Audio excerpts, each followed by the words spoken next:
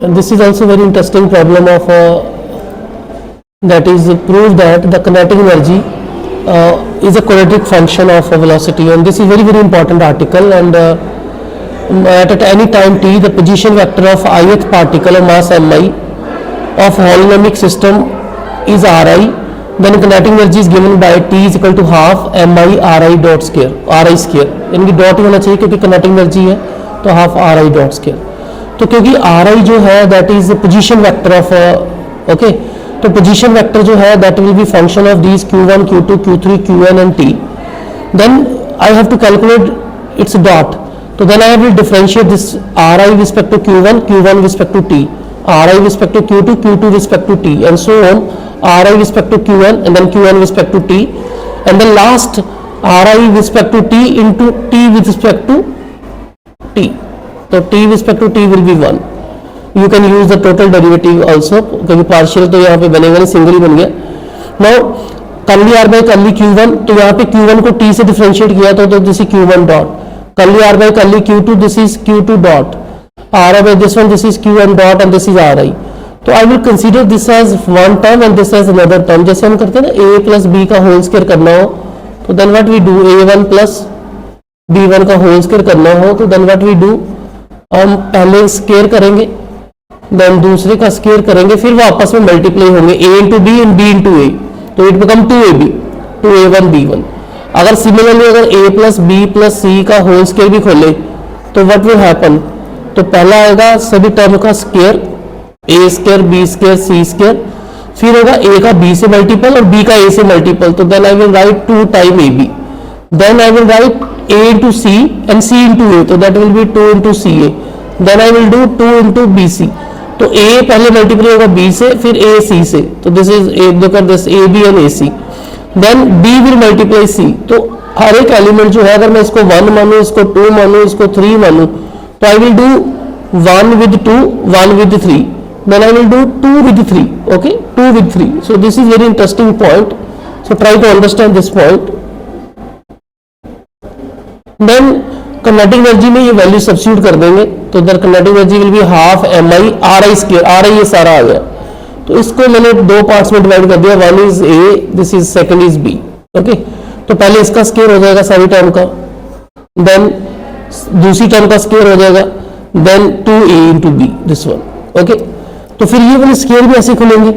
पहले अकेले का स्क्वायर आएगा, first we get look at this thing. तो इसका जब स्क्वायर खुलेगा तो क्या आएगा, इसका स्क्वायर इसका स्क्वायर इसका स्क्वायर सभी के स्क्वायर आ जाएंगे, plus 2 time you will multiply with q1 into q2 q1 into q3 q1 into q4 q1 into q1, then q2 into q3 q2 into q4, 2 वाले सारे मल्टीप्लाई होंगे, then 3 into something 4, then n minus 1 into n, then ये rest हो जाएगा, okay. Then you will see that, तो यानी कि इसमें क्या आएगा, if you see this thing, तो curly r by curly q1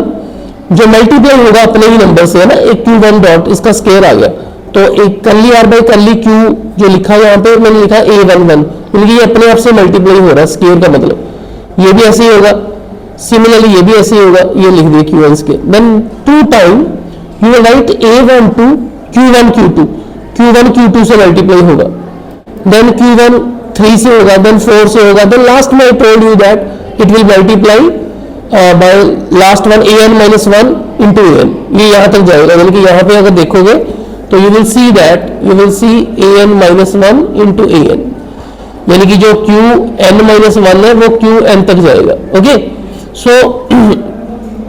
फिर इस तरफ आ जाओ, ये टर्म जो कर्ली आ रहा है ये अंदर मल्टीप्लाई होगा, तो मैं इसको थोड़ा सा सिस्टमेटिक तरीके से लिखना चाह रहा हूँ कि जो a ये लिखा हुआ है 1 2 1 3, यानी कि ये a r s हो गया, तो mi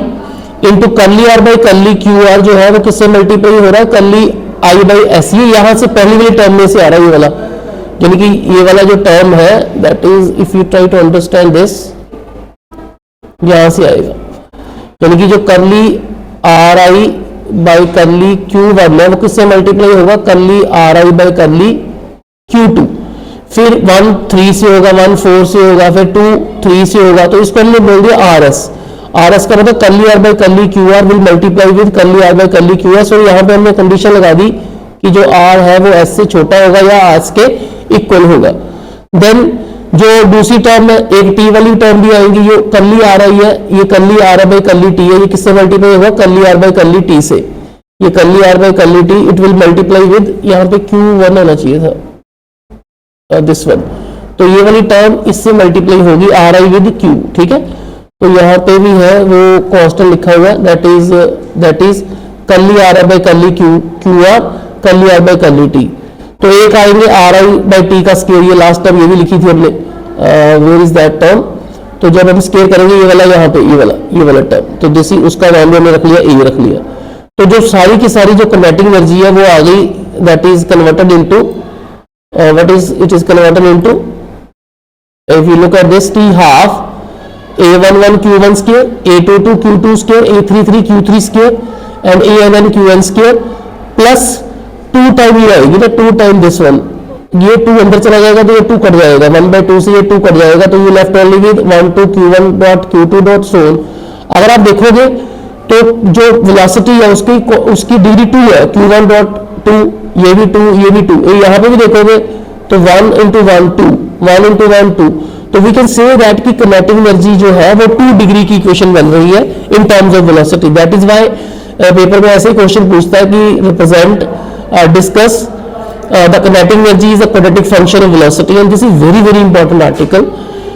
तो देन अगर हम ये बोल दें कि टी उसमें एक्सप्लिसिटली प्रेजेंट नहीं है तो curly R by curly T 0 हो जाएगा, तो ये वाला कंपोनेंट जो ए वाला कंपोनेंट था, यहाँ पे जो ए लिखा था वो 0 हो जाएगा, तो अब ये होमोजेनियस फंक्शन बन जाएगा, इसका डिग्री भी 2, इसका डिग्री भी 2, ये कांस्टेंट चला गया, जो कांस्टेंट का डिग्री जो था वो दैट वाज 0, ओके, तो ये चला गया, तो ये अब ये क्वाड्रेटिक फंक्शन बना, होमोजेनियस फंक्शन बन गया, तो होमोजेनियस फंक्शन, तो ये बन गया 1/2 summation s varies from 1 to n, r varies from 1 to n, ars, ar into as, यानी कि ये अच्छा एक्सप्रेशन बना है, that is we have written t as 1/2 summation s varies from 1 to n, r varies from 1 to n, and then ars, okay, so then here is QR dot and here is QS dot, where ARS जो है वो AR SR के equal होगा, ठीक है। तो then this is, और homogeneous function में हम एक चीज और याद रखते हैं कि आइलर थ्योरम, कि अगर Z होमोजेनियस फंक्शन है डिग्री n का, तो then we can write x time curly z by curly x, y time curly z by curly y is equal to nz, z is a homogeneous function, तो यहाँ पे t homogeneous function है किसका, velocity का, तो यानी कि मैं कैसे लिखूंगा, t is homogeneous function of velocity, तो then I will write x time curly t by curly x, पर यहाँ पे x नहीं है, यहाँ पे वेलोसिटी है, velocity is q1 dot into curly t by curly q1,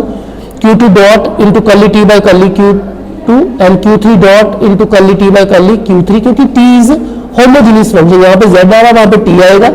जहां पे x आ रहा है वहां पे q1 डॉट आएगा, जहां पे y आ रहा है वहां पे q2 डॉट आएगा, and this is equal to any T, degree इसकी 2 है, टी फंक्शन है, तो then q1 dot curly t by curly q1, ये अपने पास एक्सप्रेशन बन गया, ये एक इक्वेशन आ गई 1। अब इसने एक और कैलकुलेशन की है कि q1 डॉट को अगर curly t by curly q1 से करें, अगर मैं t का डिफरेंशियल निकालूं q1 डॉट से, तो curly t by curly q1 क्या आएगा, q1 डॉट का आ जाएगा 2q1, ओके, तो 2 कॉमन आएगा, 2 कट जाएगा, इसका डेरिवेटिव 0 आएगा, इसका 0 आएगा, तो यहाँ पे भी बच जाएगा a1 to q1 q2 dot आ जाएगा, यहाँ पे q3 डॉट आ जाएगा, यहाँ पे q3 डॉट आ जाएगा, ओके, एंड देन अगर मैं उसको q1 डॉट से मल्टीप्लाई करूंगा तो I will get something, some relation, तो ये रिलेशन जो है बड़ा इंपॉर्टेंट है, q1 dot into p1 q2 dot into p2 q3 dot into p3 q1 dot into pn is equal to 2t, this is very important expression.